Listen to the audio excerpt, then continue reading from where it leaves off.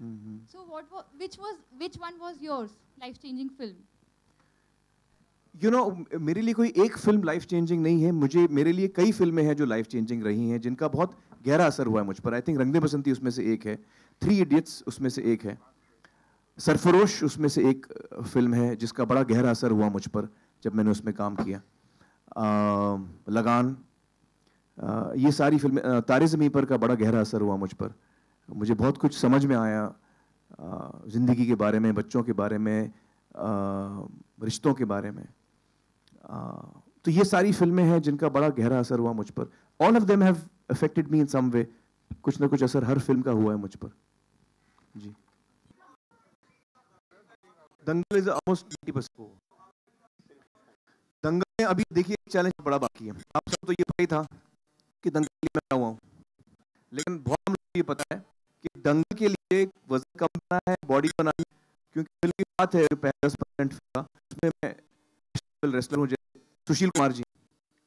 तो अब जो मुआ का पोर्शन था, जो पोर्शन था वो भी होने को आया है, और अब मैं वजन कम करना शुरू किया, और वो जो 15% है जून में होगा. तो my next challenge is actually come back into, जैसे गजनी में मेरी बॉडी थी, धूम में मेरी बॉडी, वो भी मुझे अब आनी है. मेरा वजन घटना शुरू हुआ. Various magazines, whether it was in fact Ronnie liked the image, and we put it out in the market, and all the distributors sent back all the posters. We still remember 2,500 posters came back to us.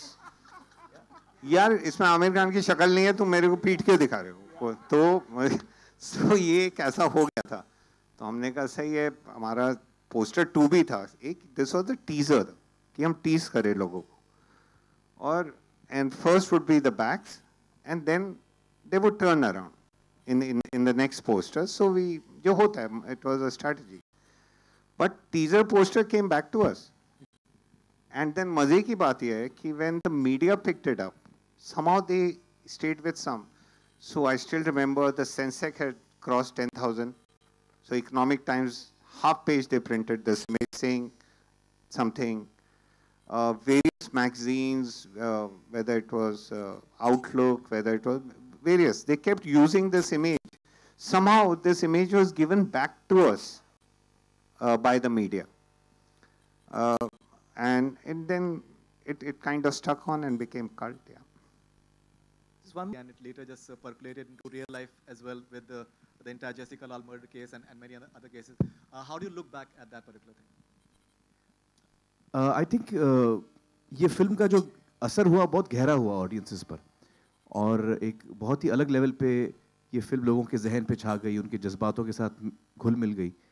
तो लिहाजा I think perhaps that was the first time that there was a, पहली दफ़ा हुआ कि लोग बाहर निकले अपने घरों से और उन्होंने किसी चीज़ के लिए एक होकर आवाज़ उठाई.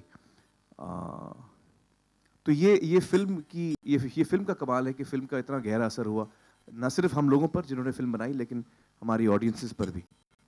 जी. Good evening, Amir. Prasoon, one question to you about Khoon Chala, the song that you wrote.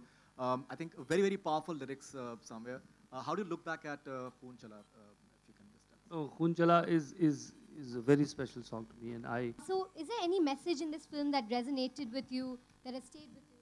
Yeah, you know, जो ये फिल्म का जो मेन मैसेज है वो यही है कि हम सब हमारे समाज में देखते हैं कुछ चीज़ें हो रही हैं, और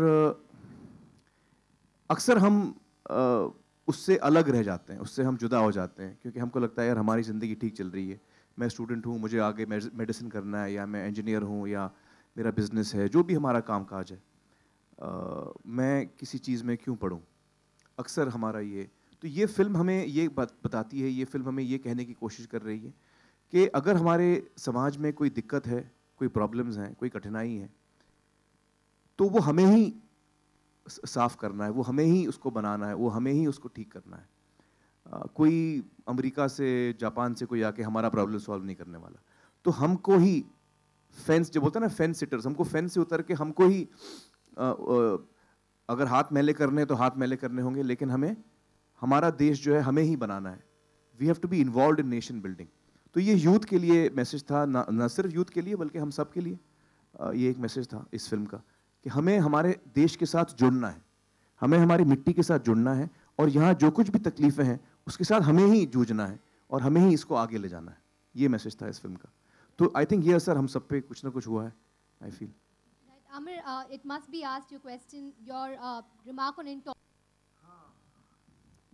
एक्चुअली मुझे क्या लगता है कि कुछ लोग हैं जो मेरी बात समझ पाए हैं और कुछ लोग हैं जो मुझसे नाराज़ हैं, और उनकी जो नाराज़गी है वो मैं समझता हूँ एक्चुअली।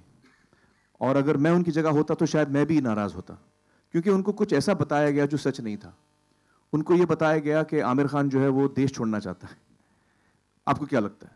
तो अगर मुझे भी कोई कहे कि भाई फलाना ढमका जो है वो देश छोड़ना चाहते हैं, तो मुझे भी बुरा लगेगा, यार मेरा देश है, आप छोड़ के जा रहे हो, इतना बुरा तो नहीं है।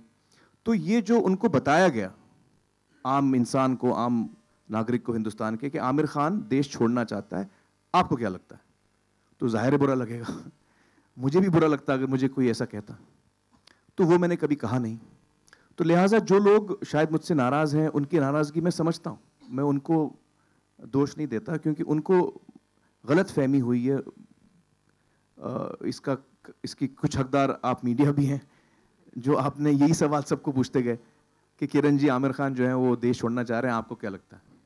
जो इसमें कोई सच्चाई नहीं थी। मैं एक दफ़ा ये साफ कह दूँ सभी को, हिंदुस्तान के सभी लोगों को, कि मैं यहीं पैदा हुआ हूँ और यहीं मैं मरूंगा।